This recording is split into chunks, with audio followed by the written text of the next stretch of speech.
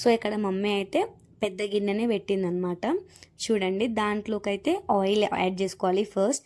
And then చికెన్ని చూపిస్తున్నాను ఇక్కడ. మ్యారినేట్ అయిన తర్వాత మేమైతే ముందు షాజీరా అండ్ ఆ లవంగాలు వేయడం మర్చిపోయాము. లవంగాలు అంటారో ఏమంటారో నాకైతే తెలియదు.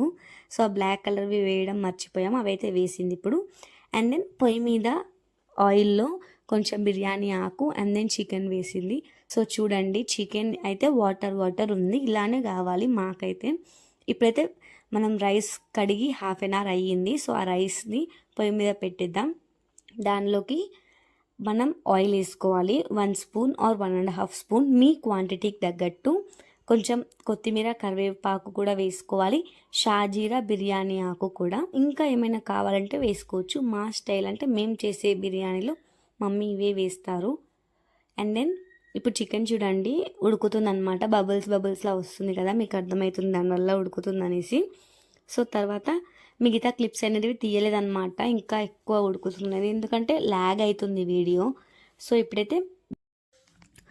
ఇప్పుడైతే చికెన్ని కిందికి దింపేసి ఒక layer chicken and then rice, food colour, కొత్తిమీర, కరివేపాకు అండ్ దెన్ మళ్ళీ ఇంకో లేయర్ చికెన్, రైస్, కొత్తిమీర, కరివేపాకు, ఫుడ్ కలర్ వేసి అయితే అరేంజ్ చేసుకున్నాము layer by layer. And then దీనిపైన బరువుగా ఉండడానికి మమ్మీ అయితే ఒక బౌల్లో వాటర్ వేసి పెట్టింది గిన్నెలో.